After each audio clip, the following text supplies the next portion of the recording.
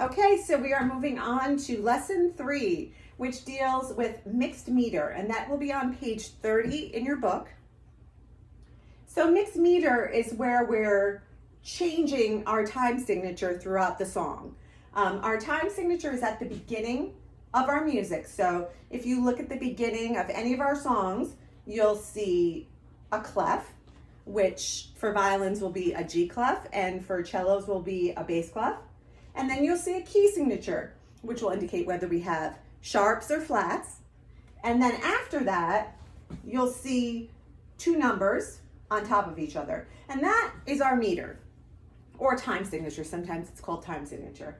But the bottom number tells us what note is getting the beat. So if the bottom number is a 4, that means our quarter note gets the beat. And that's what we've dealt with most of the time. I know some of you have done some 6/8, where the 8th note gets the beat, but for the most part, the bottom number has been 4. So that means the quarter note gets the beat. Now the top number tells you how many beats are in a measure. So if it's 4/4, it's telling you 4 beats per measure, and the quarter note gets the beat. If it's 3/4, it's 3 beats per measure. 2/4, 2 beats per measure. So this is going to be the first time where it's sort of changing throughout the song. So this whole page, the bottom number is always 4. So your quarter note should stay constant. So no matter what happens to the top note, you should still be counting quarter notes.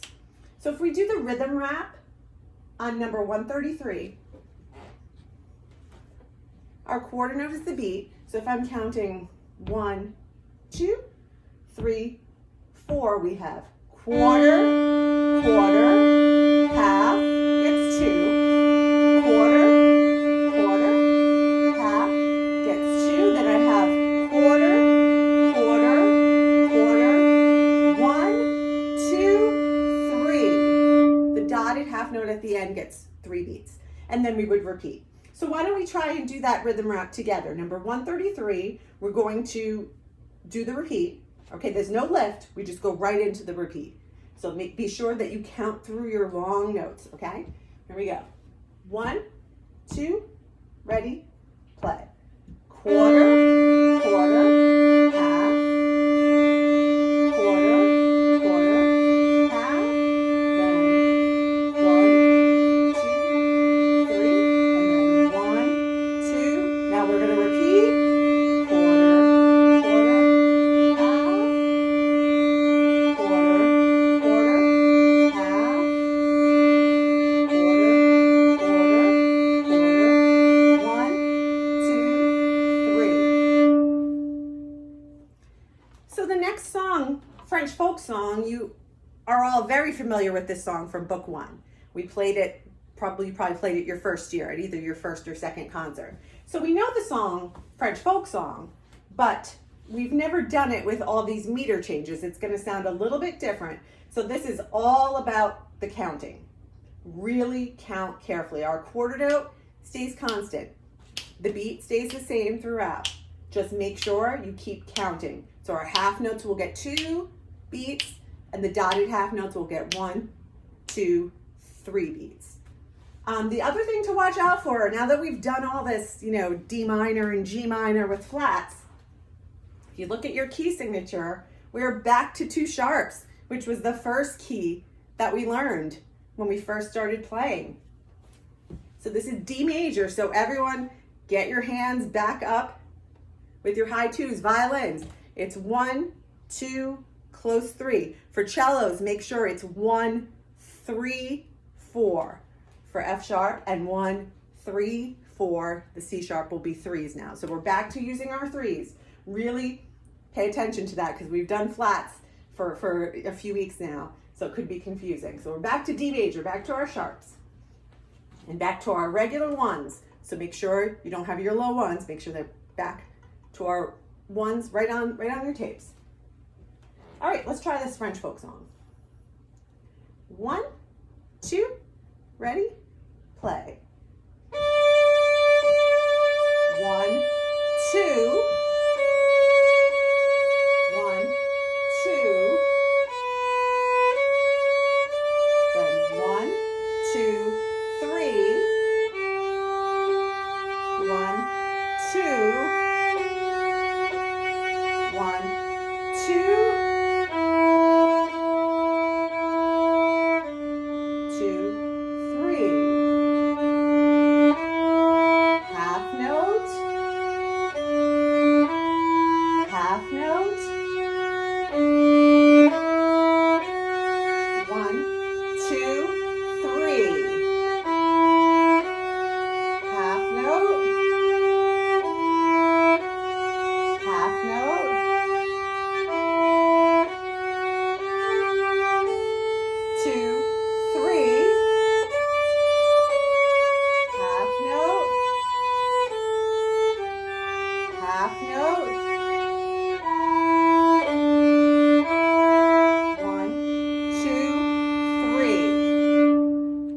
So that song is all about the counting. The notes shouldn't be difficult. You guys know French folk song, but the counting, please be sure that you are counting all of those half notes and all of those dotted half notes for their full counts.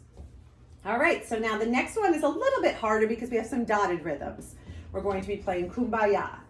So when we get up to the dotted quarter, a dotted quarter note is equal to 3/8 notes, or it's off right after beat 2. So if I'm playing the beginning of Kumbaya, I have quarter, quarter, and then I have the dotted quarter, which is 1, 2, I'm off on 2, and then I have an and for the quick 8th note, and then I have a half note, so it ends up sounding like this. Quarter, quarter, 1, 2, and 3, 4. So that's how that rhythm goes. Whenever you have a dotted quarter, it's usually followed by an 8th note, so it's always 1, 2, and then we have 3, 4 for the half note. Let me play that for you again. So we have quarter, quarter, 1, 2, and 3, 4. If you want to get even more technical, you can count out the 8th notes, and that gives you a little bit more of an accurate count. So I'm going to do that same thing again, but I'll count out the 8th notes. So 8th notes would be 1 and 2 and that kind of thing. So it's 1 and 2 and 1 and 2 and 3 and 4 and. So whatever counting's easy for you, do that. It's just make sure that we have this rhythm right. And then the next 2 bars, we have quarter, quarter, and then we have a whole note, which is 1, 2, 3, 4. So why don't we try those first 4 measures together? Here we go. 1, 2, ready, play. Quarter, quarter, 1, 2, and 3, 4, then 1, 2, 1, 2, 3, 4. Now the next 4 measures, it's the same rhythm. We have slightly different notes, but the rhythm's going to be the same. So let's do the next 4 measures. This is starting the 2/4 bar at the end of the first line, and then we're going to go through to the whole note. So here we go. 1, 2, ready, play. Quarter, quarter, 1, 2, and 3, 4, quarter, quarter, 1, 2, 3, 4. And the next 4 bars is exactly the same as the first 4 bars. So let's try those, okay? It's the same thing as the first 4. Here we go. 1, 2, ready, play. 2,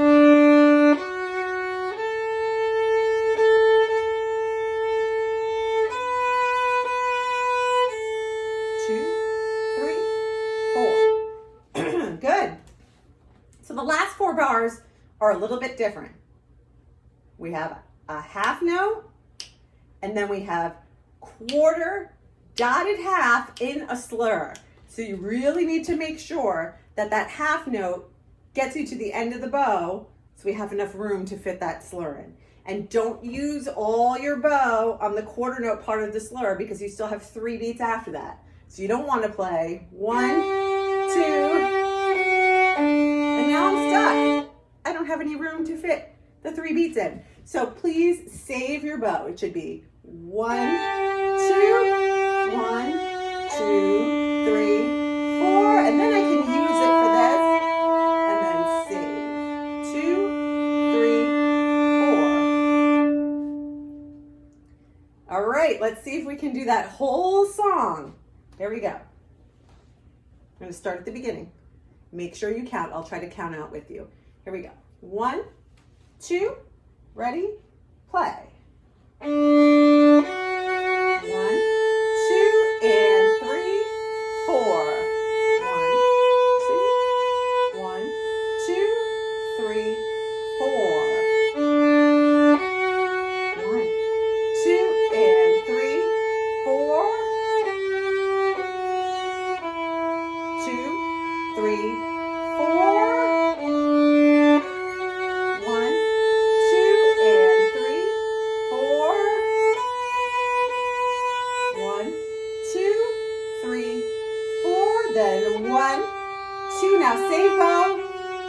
1, 2, 3. 2, 3, 4. All right, so this page is mostly about the counting. The other thing that I would like you guys to really kind of focus in on this week is the differences between the D minor and the G minor page that we did, and going back to the D major, which is what we're doing right now. Really get those finger patterns down. I think what you should do in your practice is to do a little bit of one of the minor keys and a little bit of this D major page, just to get used to what your fingers have to do. So for violins, when we're in those minors with the flats, our 1 is going to pull back, and you kind of have this big space here. Then when we go to D major, you have to bring your 1 up, and the 2 and the 3 will be right next to each other. Cellos, you have to have that kind of almost like open position. When you have the flats, you're going to have 1, 2, 4. Everything feels kind of big and open. But when we do the D major, you have your 1, 3, 4, and this feels a little more compact, the 1, 3, 4. So practice going back and forth between these two pages. I'd love to hear some recordings of you guys. I know we didn't do the Hanukkah song on page 29. We never went over that. I would love, as a little test for some of you, to just send me a recording of that Hanukkah song, see what you did with it. All right? I'm not gonna go over, I mean, we'll go over it eventually, but I just wanna hear how you guys practice it. I want you to practice it the same way we learned everything else. 1 measure at a time. Take a measure, figure out the notes, play it. If it didn't sound right, keep playing it over and over again until it sounds right. Then do the same thing with the next measure. Then maybe try to play the 2 measures together. What I don't want you guys to do is just try to play through the whole song with a bunch of wrong notes. All right? 1 measure at a time. All right, send me your recordings and let me see how you guys did. And next class, we'll start going over the triplet stuff on the next page.